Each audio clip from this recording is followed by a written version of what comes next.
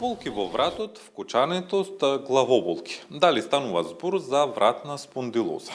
Современиот начин на живот носи се почести проблеми со рбетот, а многумина ги игнорираат првите симптоми. Кога е време да реагираме и како може да помогне физиотерапијата? Утрово во Македонија наутро разговараме со Бојан Димковски, специјалист физиотерапевт, и Иван Каевич, физиотерапевт. Бојан и Иван, добро утро и добре дојдовте во утринската програма на Македонската телевизија.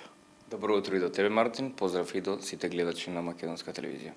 Бојан, ке започнам со вас. Што всушност представува вратната спондилоза и колку е честа кај луѓето денес? Вратната спондилоза по правило е всушност дегенеративно заболување на вратните пршини и на сите околни мекитки во околу нив. Во минатото оваа болест се појавувала од 50-та година па нагоре, меѓутоа денеска оваа состојба ја гледаме и кај млади лица, понекогаш и на 30-та годишна возраст. Цервикалната спондилоза представува старење на зглобовите на самиот рбет, во овој случај на вратот. Старе исто така и дискот, се сушат дисковите, па со тоа се намалува и протокот на кислород, протокот на крв, нервите исто така некогаш можат да се компрометираат. Како симптоми кои што најчесто се јавуваат, може да бидат болка, нели најчесто, болка во вратот, вкочанетост, дури понекогаш може да се јави и како еден вид грбка на задниот дел од вратот, почеста состојба кај жени може да се јави. Како други некои симптоми кои што можеме да ги спомнеме, тоа се парестези, односно кога имаме невролошка компонента, кога некој нерв е притиснат, па така кај пациентите може да пријават исто така и трнење по рацете, може да пријават и како мравки да ги лазат, да имаат и болки по самите раце. За дијагностицирање на овој тип на состојба, најчесто мора да се направи некакво дијагностичко снимање, како златен стандард е секако и магнетната резонанса, со неја ќе бидеме сигурни дека се јавува ваков тип на болест кај нив. Бојан, кажете ми колку современиот начин на живот, како што е работа на компјутери и користење на мобилни телефони, влијае врз појавата на вратна спондилоза?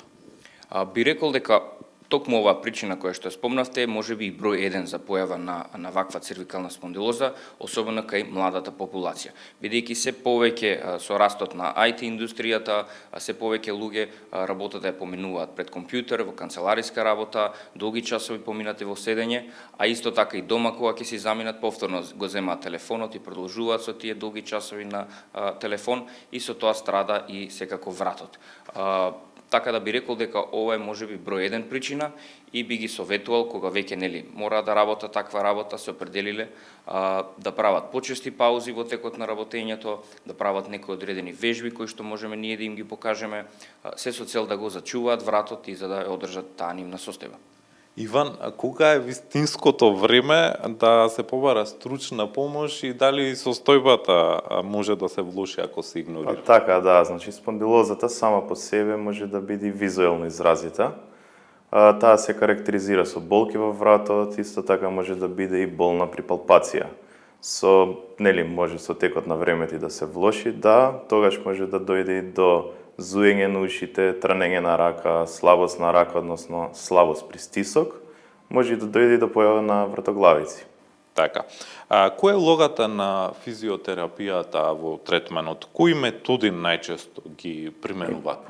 Физиотерапијата има и главна улога во процесот на рехабилитација. Значи не само да ја подобри состојбата или да ја намали болката, туку и да го подобри животот на самото лице. Значи може да се применуваат повеќе методи како мануелна терапија, туку фаќаме мануелна масажа. Во помодерната медицина користиме и драјни делин, како акупунктура со иглички, може да се користи ергонтерапија. Имаме и електротерапија, тоа ти е физикална терапија, се со цел да се намали болката, и кинезитерапија која ги опфаќа вежбите. Вежбите имаат главна улога да се зајакне мускулатурата и да се намали естетскиот изглед позади на спондилозата. Така. Дали постојат едноставни вежби или навики што секој може да ги направи во својот дом? Секојдневните навики најчесто ги прават резултатот. Мора да се држи право телото.